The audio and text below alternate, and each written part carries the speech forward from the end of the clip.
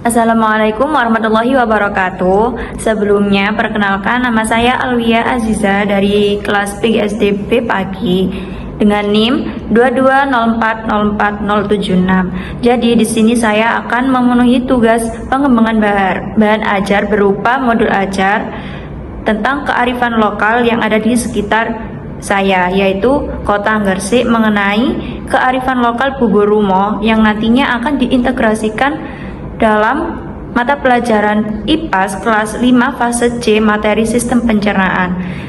Dan kompetensi awalnya yang pertama, peserta didik mampu mengetahui nama-nama bagian tubuh manusia. Lalu peserta didik mampu mengidentifikasi jenis-jenis zat makanan. Lalu ada profil pelajar Pancasila yang pertama, beriman bertakwa kepada Tuhan Yang Maha Esa, lalu bernalar kritis dan bergotong royong.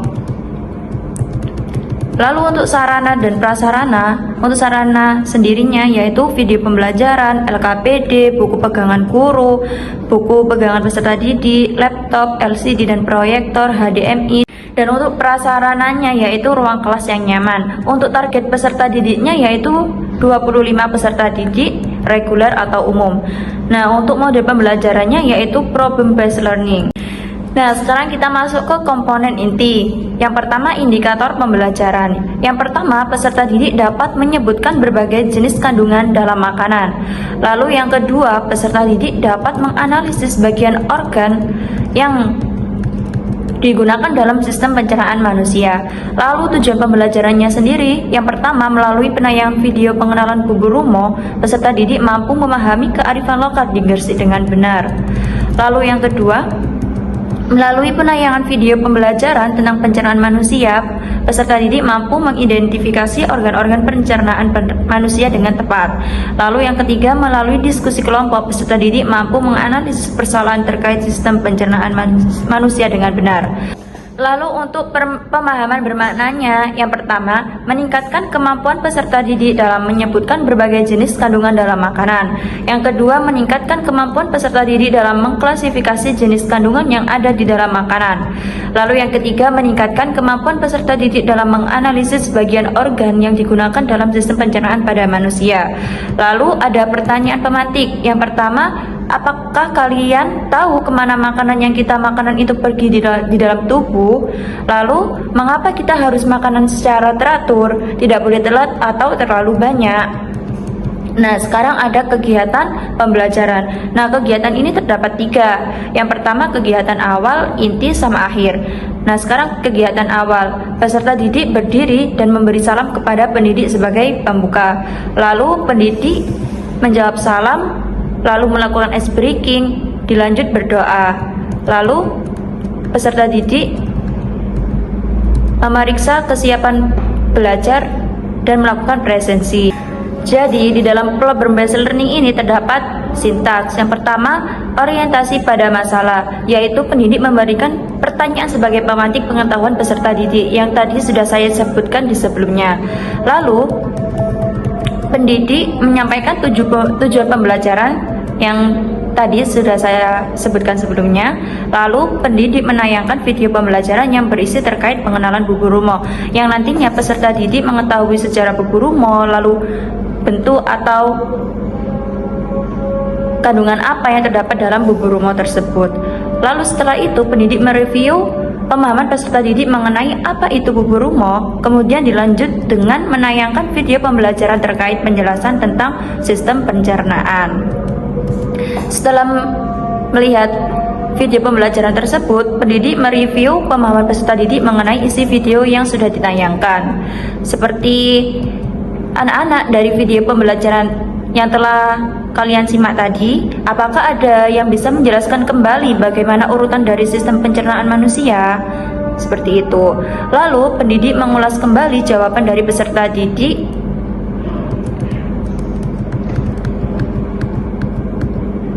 dan dilanjut dengan menjelaskan secara detail terkait urutan dari sistem pencernaan manusia sebagai bentuk penguatan terhadap materi tersebut. Lalu sintaksnya yaitu mengorganisasi peserta didik untuk belajar. Di sini pendidik membentuk 5 kelompok dengan metode berhitung 1 sampai 5. Masing-masing kelompok terdiri dari 5 peserta didik.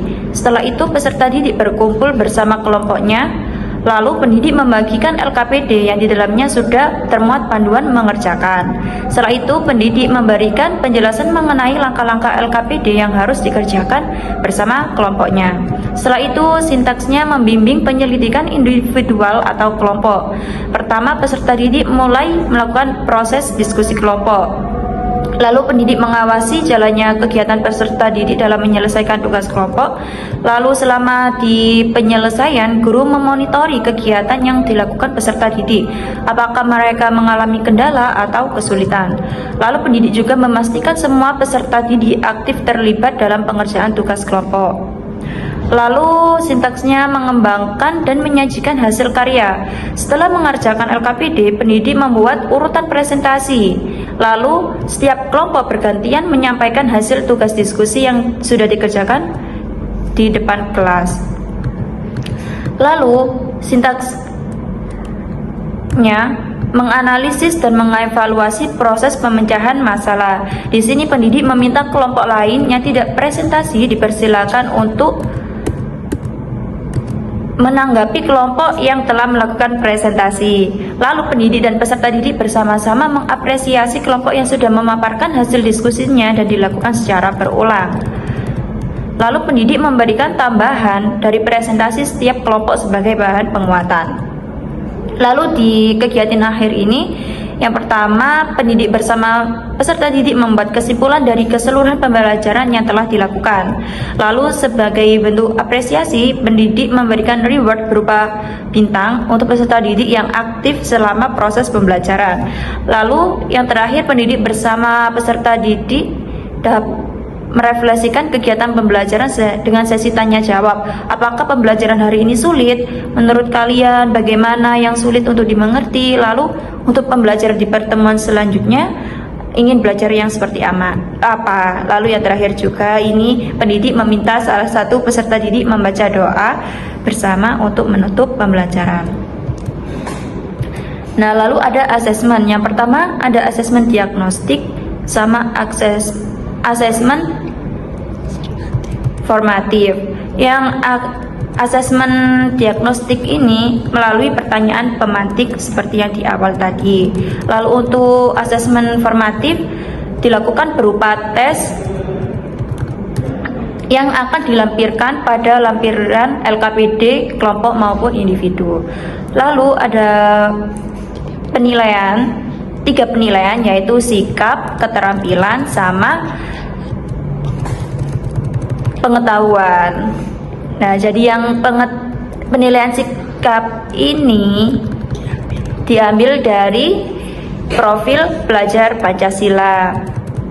Lalu untuk penilaian keterampilan ini terdapat dalam penilaian aspek yang pertama, yaitu kejelasan dan kedalaman informasi. Yang kedua, keaktifan dalam berdiskusi. Lalu yang ketiga, kerjasama dan kerapian dalam presentasi. Lalu untuk sikap penilaian pengetahuan itu ada dalam kerjasama, hasil diskusi, dan presentasi. Nah, selanjutnya ada refleksi guru dan peserta didik. Untuk refleksi guru ini sangat berguna untuk pendidik yang nantinya perbaikan dalam pembelajaran selanjutnya, yaitu ada apakah semua peserta didik aktif dalam pembelajaran, apakah ada peserta didik yang mengalami kesulitan pada saat pembelajaran berlangsung, lalu apakah kesulitan yang dialami peserta didik dapat teratasi dengan baik. Lalu berikutnya ada refleksi peserta didik yang nantinya ada kolom untuk peserta didik mengisi yang diisi dengan emoji, apakah hari ini itu dia senang, sedih, atau bagaimana. Seperti itu. Itu saja yang dapat saya jelaskan mengenai modul ajar kearifan lokal yang ada di Gresik. Sekian, terima kasih. Mohon maaf jika ada kesalahan. Wassalamualaikum warahmatullahi wabarakatuh.